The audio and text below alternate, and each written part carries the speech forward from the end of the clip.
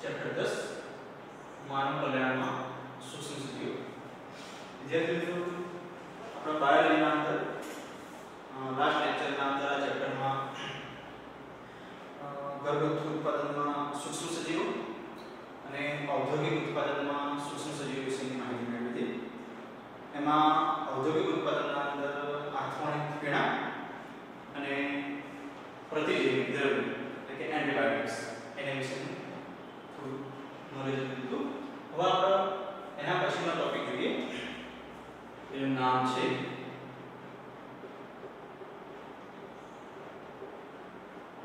રસાયણ, ઉત્સેચકો અને અન્ય જૈવ સક્રિય અણુઓ.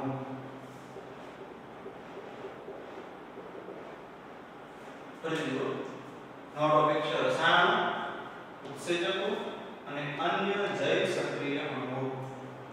આપણે વાત કરીએ તો વિશિષ્ટ રસાયણો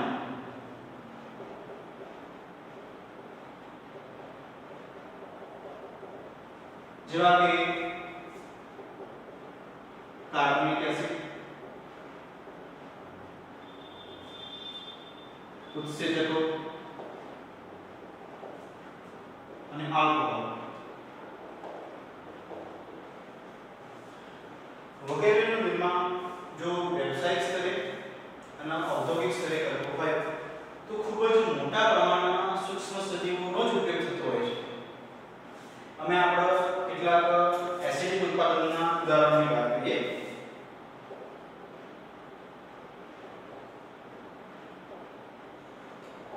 તો એસિડિક ઉત્પાદનના અંદર પણ સૂક્ષ્મ સજીવો કરતા હોય.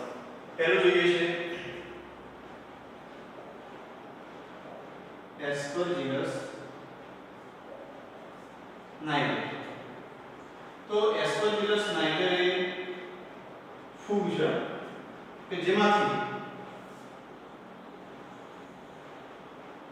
સાઇટ્રિક એસિડનું ઉત્પાદન થાય. બીજું એસિટોબેક્ટર એસિડ કે જે બેક્ટેરિયા છે. આ બેક્ટેરિયામાંથી એસિડિક એસિડનું નિર્માણ થાય. ત્રીજા સૂક્ષ્મ સજીવ છે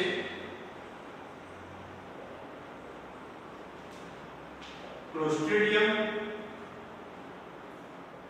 બ્યુટેરિકમ. એ પણ બેક્ટેરિયા છે. એમાંથી બ્યુટેરિક એસિડનું નિર્માણ થાય છે. અને છેલ્લા સૂક્ષ્મ સજીવ કે જેના વિશે આપણે લાસ્ટ વિડિયોમાં જોયા હતા, સૂક્ષ્મ સજીવ છે લેક્ટોબેસિલસ બેક્ટેરિયા. અને આ લેક્ટોબેસિલસ બેક્ટેરિયામાંથી લેક્ટિક એસિડનું નિર્માણ થાય છે. વિદ્યાર્થી મિત્રો, આ ચારે ચાર સૂક્ષ્મ સજીવમાંથી ચાર અલગ અલગ પ્રકારના એસિડનું ઉત્પાદન થયું. અને આ એક્ઝામ માટે ખૂબ જ મહત્વના ટોપિક છે. આ દરેક સૂક્ષ્મ સજીવોના એનામાંથી નિર્માણ પામતા એસિડ તમારે બરોબર યાદ રાખવા પડશે. ફરી જોઈ લેજો. વિશિષ્ટ રસાયણ જેવા કે કાર્બોનિક એસિડ, ઉત્સેચકો અને આલ્કોહોલ એના વ્યવસાયિક અને ઔદ્યોગિક ઉત્પાદનમાં ખૂબ જ મોટા પ્રમાણમાં સૂક્ષ્મ સજીવો વપરાતા હોય છે. અને એમાં અંદર આપણે એસિડિક ઉત્પાદનના વાત કરીએ તો અહીંયા સૂક્ષ્મ સજીવ છે એસ્પરજીલસ નાઇગર કે જે ફૂગ છે. અને એસ્પરજીલસ નાઇગરમાંથી ઉત્પન્ન થતો એસિડ એટલે સાઇટ્રિક એસિડ. એ જ રીતે એસિટોબેક્ટર એસિડ કે જે બેક્ટેરિયા છે એમાંથી ઉત્પન્ન થતો એસિડ એટલે એસિડિક એસિડ. ત્રીજું છે ક્લોસ્ટ્રિડિયમ બ્યુટેરિકમ કે જે બેક્ટેરિયા છે એમાંથી ઉત્પન્ન થતો એસિડ એટલે બ્યુટેરિક એસિડ. અને છેલ્લા છે લેક્ટોબેસિલસ બેક્ટેરિયા કે જેમાંથી ઉત્પન્ન થતો એસિડ છે લેક્ટિક એસિડ. એના પછી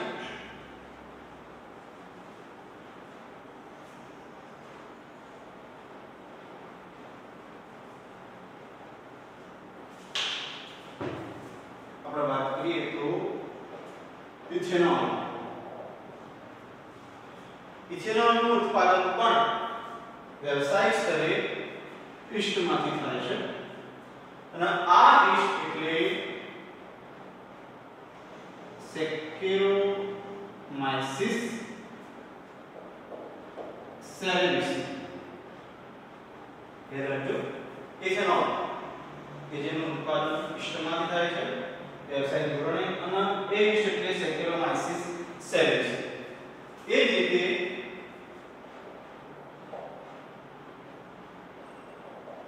ઉત્સેચકોનું પણ નિર્માણ સૂક્ષ્મ સજીવોમાંથી જ થાય છે. હવે આ ઉત્સેચકના અંદર કયા કયા સૂક્ષ્મ સજીવો વપરાય અને કયા કયા ઉત્સેચકો બનાવે છે એના વિશે માહિતી મેળવીએ. તે પહેલા એક ઉત્સેચકની ચર્ચા કરીએ. આ ઉત્સેચક છે લાઇપેઝ. હવે લાઇપેઝ ઉત્સેચક શા અંદર કામ આવે? તો આ લાઇપેઝ ઉત્સેચક એ ડિટર્જન્ટની બનાવટમાં કામ આવતો હોય છે. ફરીથી, લાઇપેઝ ઉત્સેચક જે સૂક્ષ્મ સજીવમાંથી બને છે, જે ડિટર્જન્ટની બનાવટમાં કામ આવતો હોય. એ સિવાય આ લાઇપેઝ ઉત્સેચક એ લોન્ડ્રીના અંદર તૈલી ડાઘા દૂર કરવા માટે વપરાય. તૈલી ડાઘા એટલે તેલના ડાઘા, તેલ જેને આપણે ઇંગ્લિશમાં કહીશું લિપિડ. અને આ લિપિડનું પાચન કરવા વાળો ઉત્સેચક એટલે લાઇપેઝ. એનો મતલબ લોન્ડ્રીના અંદર જે પણ કાપડ પર તૈલી ડાઘા પડતા હોય એને દૂર કરવા માટે લાઇપેઝ ઉત્સેચકનો ઉપયોગ કરીએ છીએ. એ સિવાય બીજા ઉત્સેચકની વાત કરીએ તો એ છે પેક્ટિનેઝ અને પ્રોટીએઝ. તો તમે જાણો છો વિદ્યાર્થી મિત્રો કે જ્યારે આપણે આપણા ઘરે ફળ લાવી અને ફળનો રસ કાઢીએ છીએ ત્યારે એ ફળનો રસ થોડો ધૂંધળો દેખાય, એટલો સાફ દેખાતો નથી. પરંતુ તમે જ્યારે તૈયાર બોટલના અંદર ફળનો રસ લાવો છો, તૈયાર રસ બોટલના અંદર ઘરે લાવો છો, એ જુઓ તો તમને વધારે શુદ્ધ દેખાશે. એનું કારણ એ છે કે જે બોટલના અંદર ફળનો રસ હોય, ફ્રૂટ જ્યુસ હોય, એ રસમાં પેક્ટિનેઝ અને પ્રોટીએઝની સારવાર આપવામાં આવે. એટલે કે પેક્ટિનેઝ અને પ્રોટીએઝમાંથી પસાર કરીને શુદ્ધ કરવામાં આવે, એટલે વધારે શુદ્ધ દેખાતા હોય છે. એના પછી મહત્વનું ઉત્સેચક છે સ્ટ્રેપ્ટોકાઇનેઝ. આ સ્ટ્રેપ્ટોકાઇનેઝ ઉત્સેચક એ સ્ટ્રેપ્ટોકોકસ બેક્ટેરિયામાંથી અલગ કરવામાં આવતો હોય છે. અને આ સ્ટ્રેપ્ટોકાઇનેઝ ઉત્સેચક જે સ્ટ્રેપ્ટોકોકસ બેક્ટેરિયામાંથી અલગ કરવામાં આવે છે, આ ઉત્સેચક એ જો કોઈ દર્દીના રુધિરવાહિનીમાં રુધિર જામી ગયું હોય તો એ જામેલા રુધિરને તોડવા માટે ક્લોટ બ્લસ્ટર તરીકે વપરાય. પરંતુ કોઈ એક દર્દીની રુધિરવાહિનીમાં જ્યારે રુધિર જામી જાય, હવે રુધિર જામી જાય ત્યારે એ વ્યક્તિનો હૃદયરોગનો હુમલો એટલે કે હાર્ટ એટેક આવીને મરવાની સંભાવના રહે. એટલે આવું ના થાય એટલે સ્ટ્રેપ્ટોકાઇનેઝ ઉત્સેચકની મદદથી એની રુધિરવાહિનીમાં જે જામેલું રુધિર હોય એ તોડવામાં આવે. એટલે કે એ વખતે ક્લોટ બસ્ટર તરીકે વપરાય છે. મહત્વનું ઉત્સેચક ધ્યાનમાં રાખજો. એના પછી આપણે વાત કરીએ તો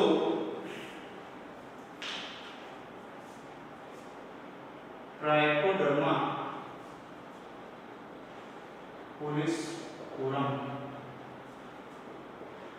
આ ફૂગ છે. ટ્રાયકોડર્મા પોલિસ્કોરમ એક ફૂગ છે કે જેમાંથી સાયક્લોસ્પોરિન એ ટ્રાયકોડર્મા પોલિસ્કોરમ જે ફૂગ છે જેમાંથી સાયક્લોસ્પોરિન એ નું નિર્માણ થાય છે. આ સાયક્લોસ્પોરિન એ દર્દીના અંદર પ્રતિકાર ઘટાડનાર ઘટક તરીકે કામ કરે. એટલે કે ઇમ્યુનો સપ્રેસર એજન્ટ તરીકે કામ કરે. પણ આપણે વાત કરીએ તો એવા દર્દીના અંદર કે જે દર્દીના અંદર અંગ પ્રત્યારોપણ કરેલું હોય,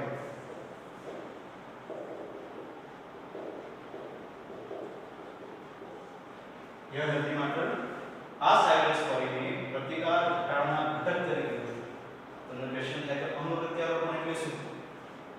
તો આપણે વાત કરીએ તો કોઈ એક દર્દીના બંને કિડની ફેલ થઈ ગઈ છે કે બંને મૂત્રપિંડ નકામા થઈ ગયા છે, તો હવે એને જીવવા માટે એક કિડનીની આવશ્યકતા રહેશે.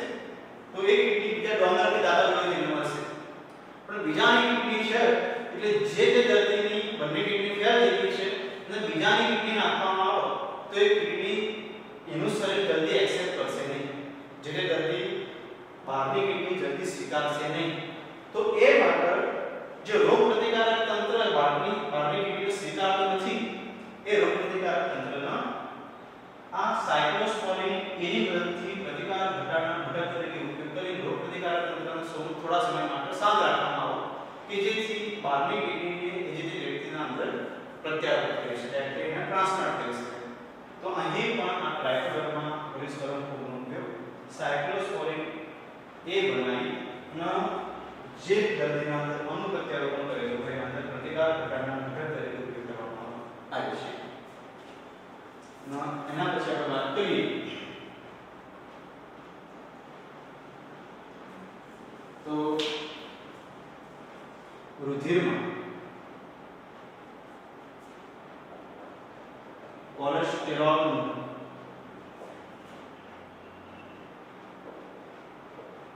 પ્રમાણ ઘટાડનાર ઘટક તરીકે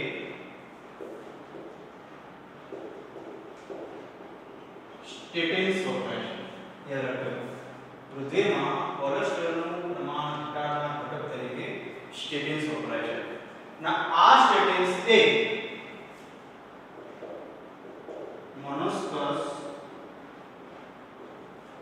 પુર્પુરિયસ ઇસ્ટમાંથી ઉત્પન્ન થાય. ફરીથી મિત્રો, નોર્મલી રુધિરમાં જો કોલેસ્ટ્રોલનું પ્રમાણ વધે તો આપણા શરીરમાં બીજા રોગો ઉત્પન્ન થતા હોય છે, પણ એ કોલેસ્ટ્રોલનું પ્રમાણ વધવાના એટલે કે આ કોલેસ્ટ્રોલનું પ્રમાણ રુધિરમાં ઘટાડવા માટે સ્ટેટિન્સ વપરાય અને આ સ્ટેટિન્સ એ મોનોસ્કસ પુર્પુરિયસ ઇસ્ટમાંથી નિર્માણ પામતું હોય છે.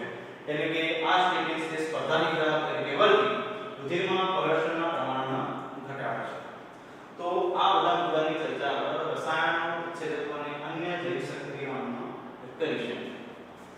તો એના પછીનો ખૂબ જ મહત્વનો ટોપિક જોઈએ કે જે તમારો 3 થી 4 વાર જોઈ અને 3 થી 4 વાર વાંચીને યાદ રાખવો પડશે. એ ટોપિકનું ટાઇટલ છે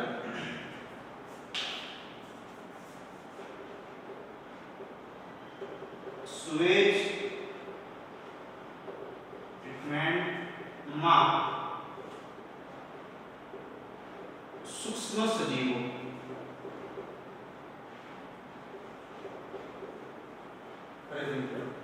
તો ટાઇટલ સમજો અને યાદ રાખો, સુએજ ટ્રીટમેન્ટમાં સૂક્ષ્મ સજીવો. સુએજ એટલે શું? લોકેશન જો મિત્રો, શહેરો અને મહાનગરોમાં દિન પ્રતિદિન કેટલું ગંદુ પાણી નીકળવા આવતું હોય છે અને એ ગંદા પાણીના અંદર મુખ્ય ઘટક તરીકે માનવ મળ હોય છે. એટલે કે આ ગંદા પાણીના આપણે વાહિત મળ પણ કહીશું. માનવ એટલે કે વાહિત મળ પણ કહીશું કે જે માનવ મળ અથવા તો વાહિત મળ હોય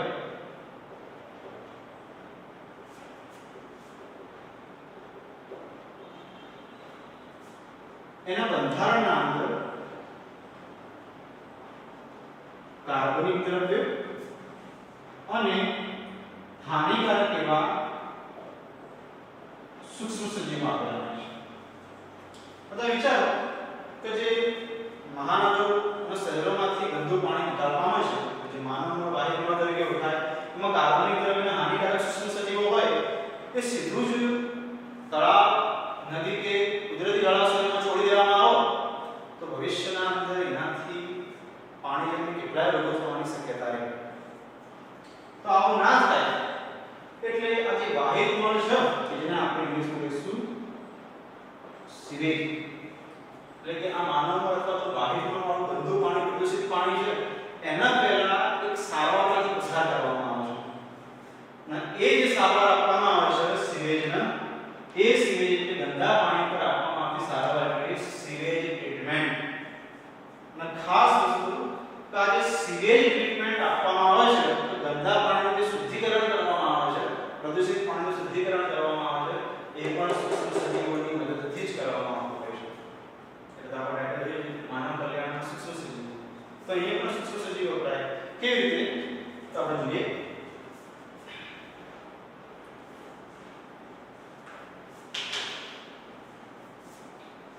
હવે આ જે સુવેજ ખરું ગંદુ પાણી એની સારવાર માટે એના બે અલગ અલગ તબક્કાઓની પસાર કરવામાં આવે એટલે કે પહેલો તબક્કો છે એને કહીશું આપણે પ્રાથમિક સારવાર અને બીજો તબક્કો છે એને કહીશું દ્વિતીયક સારવાર દ્વિતીયક સારવારને બીજું જૈવિક સારવાર પણ કહેવામાં આવે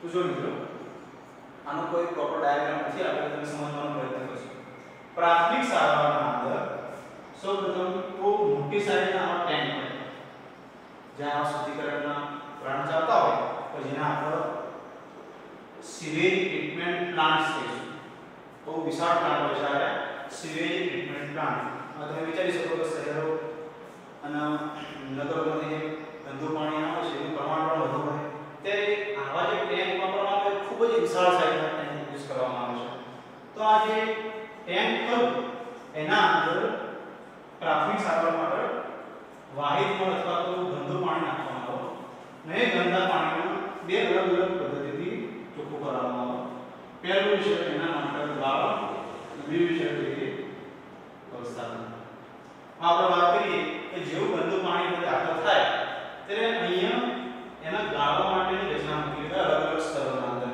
2 થી 3 સ્તર આવી રાખેલા હોય કે જેમાંથી પાણી ભરાય નીચે આવતા હોય પણ એ સ્તરના અંદર એક છિદ્ર હોય કે જે છિદ્રથી નાના ઘટકો હોય એની પસાર થઈ નીચે આવશે બાકીના ઘટકો ભળી અને કચરો નિકાલ પામશે એટલે કે નાના મોટા ભૌતિક કણો હોય એમાંથી નિકાલ પામશે ઘટકો નિકાલ પામશે અને જે ભારે ઘટકો હોય જેમાં કે આપણે વાત કરીએ માટી અને કોન્ક્રીટ જેને આપણે ગ્રીડ પણ કહીશું આ નીચે અવસાદનમાં આવે એટલે કે નીચે જમા થાય અને આ જે નીચે જમા થાય છે માટી અને કોન્ક્રીટ એને આપણે કહીશું પ્રાથમિક સ્લજ નીચે જે માટી અને કોન્ક્રીટ જમા થયા અવસાદની પદ્ધતિ દ્વારા એને આપણે કહીશું પ્રાથમિક સ્લજ થાય સ્લજ એટલે શું તો સ્લજનો મતલબ થાય કાદવ અને રગડો તો તમે જો જ્યારે અહીંથી ગંદુ પ્રદૂષિત પાણી પસાર કરવામાં આવ્યું તો નાના મોટા ભૌતિક ઘટકો ગાળણ દ્વારા દૂર થઈ ગયા એટલે કે તરતા ઘટકો પણ ગાળણ દ્વારા દૂર થઈ ગયા હવે જે ભારે ઘટકો ખરા માટી અને કોન્ક્રીટ જેવા નીચે જમા થશે કે જે અવસાદની પદ્ધતિ દ્વારા જમા થયા અને આ જે નીચે જમા થયેલા ઘટકો એને કહીશું આપણે પ્રાથમિક સ્લજ કે જેના અંદર માટી અને કોન્ક્રીટ હશે અને સ્લજ એટલે કાદવ અને રગડો થાય પણ આ બંનેના વચ્ચે અહીં પ્રવાહી છે પાણી જે પાણી સૂક્ષ્મ સજીવોના કાર્બનિક દ્રવ્ય વાળું વાત કરી હાનિકારક સૂક્ષ્મ સજીવોના કાર્બનિક દ્રવ્ય પાણી છે અને આ પાણીને આપણે કહીશું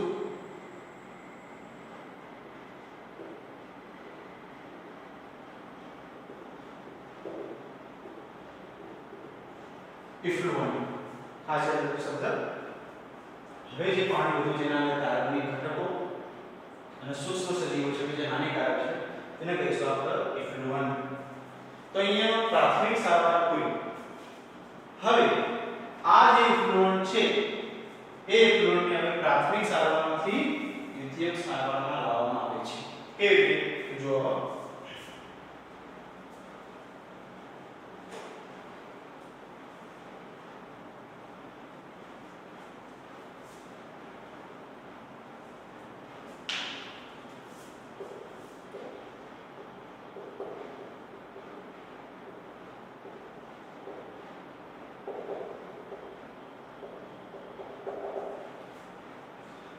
કરી પ્રાથમિક સારવારમાં વચ્ચેના ભાગે જે પાણી હતું કે જેના અંદર કાર્બનિક દ્રવ્યો અને સૂક્ષ્મ સજીવો તો એને કીધું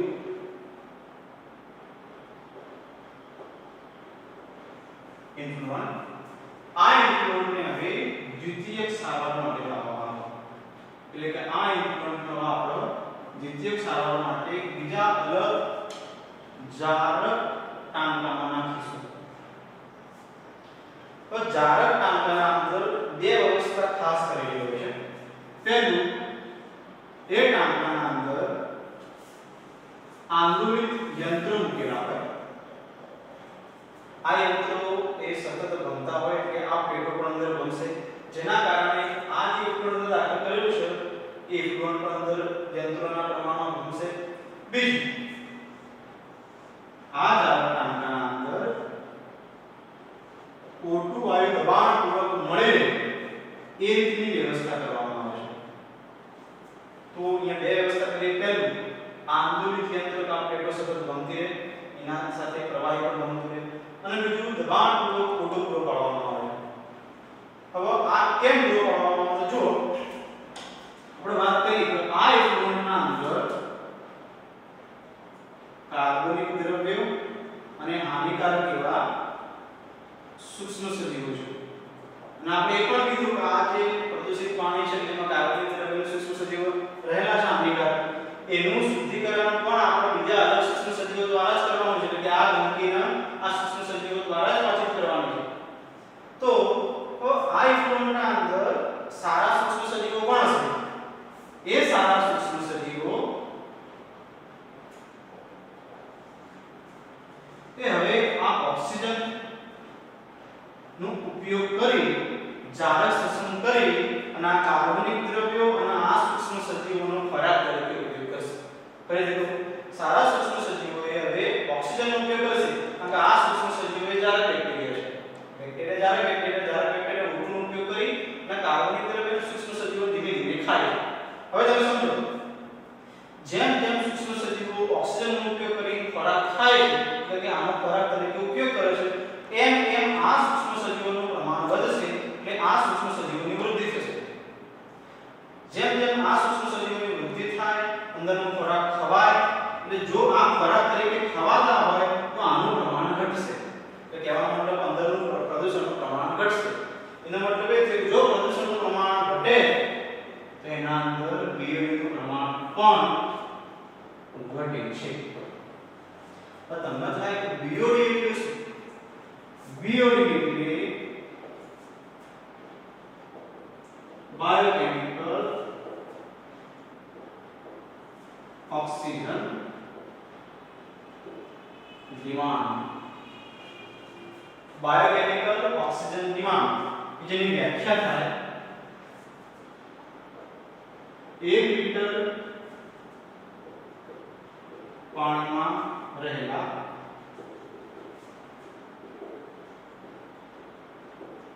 કાર્બનિક દ્રવ્યોના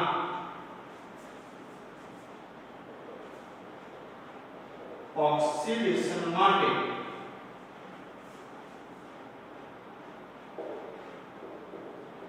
બેક્ટેરિયા દ્વારા વપરાતો ઓક્સિજનનો જથ્થો. સમજ મિત્રો, આપણે વાત કરી કે જેમ જેમ પ્રદૂષણનું પ્રમાણ ઘટતું જાય એમ એમ બીઓડી પણ ઘટે છે. હવે બીઓડી એટલે શું? તો બીઓડી નું ફૂલ ફોર્મ છે બાયોકેમિકલ ઓક્સિજન ડિમાન્ડ. બીઓડી એટલે થાય કે 1 લિટર પાણીમાં રહેલા આ જે પ્રદૂષણમાં રહેલા કાર્બનિક ઘટકો અને હાનિકારક સૂક્ષ્મ સજીવો હોય એના ઓક્સિડેશન માટે આ બેક્ટેરિયા દ્વારા વપરાતો ઓનો જથ્થો. એટલે કે આ જે બેક્ટેરિયા છે કે જે ઓક્સિજન વાપરે છે એ ઓક્સિજન વાપરી અને આ કાર્બનિક દ્રવ્યો અને સૂક્ષ્મ સજીવોનું પાચન કરે છે. એનો મતલબ છે બીઓડી. એટલે એવું પણ કહી શકાય કે જેટલું પાણીમાં પ્રદૂષણનું પ્રમાણ વધારે હોય એટલું સૂક્ષ્મ સજીવો દ્વારા વપરાતો ઓનો જથ્થો વધારે, એટલે બીઓડી વધારે હશે. અને જો પાણી શુદ્ધ હોય તો આ સૂક્ષ્મ સજીવો દ્વારા વપરાતો ઓનો જથ્થો ઓછો હોય તો બીઓડી પણ કેવો હોય? ઓછો હશે. હવે જ્યારે આ સૂક્ષ્મ સજીવો આ O2 નો ઉપયોગ કરી અને કાર્બનિક દ્રવ્યોને સૂક્ષ્મ સજીવોને ખાય છે ત્યારે આ સૂક્ષ્મ સજીવો ધીમે ધીમે વૃદ્ધિ પામે છે એટલે જે આ સૂક્ષ્મ સજીવો વૃદ્ધિ પામે એ ભેગાથી બનાવશે ફ્લોક્સ તો ધેસ ફ્લોક્સ એટલે શું તો ફ્લોક્સ એટલે બેક્ટેરિયા અને રેસામય અથવા તંતુમય ફૂગ ફ્લોક્સ એટલે બેક્ટેરિયા અને રેસામય તંતુમય ફૂગ એ ફૂગ બંને જોડાઈ અને જાળી રચના બની જાય જો ફ્લોક્સ એટલે બેક્ટેરિયા અને રેસામય એટલે તંતુમય ફૂગ કે જે બંને ફૂગ અને બેક્ટેરિયા જોડાઈ અને જાળી રચના બનાવે એને કહીશું આપણે ફ્લોક્સ પણ તમે જુઓ જેમ જેમ આ સૂક્ષ્મ સજીવો વધારે ઓક્સિજન લઈ વધારે કાર્બનિક દ્રવ્ય સૂક્ષ્મ સજીવોનો થઈ છે એમ એમ પાણી શુદ્ધ થઈ છે જેમ પાણી શુદ્ધ થઈ જાય એટલે બીઓડી ઘટી જાય એટલે આપણે બીજી રીતે એવું પણ કહી શકીએ તો બીઓડી ટેસ્ટ એટલે સૂક્ષ્મ સજીવો દ્વારા વપરાતું ઓક્સિજનનું માપ બીઓડી ટેસ્ટ એટલે સૂક્ષ્મ સજીવો એટલે કે આ સૂક્ષ્મ સજીવો દ્વારા વપરાતું ઓક્સિજનનું માપ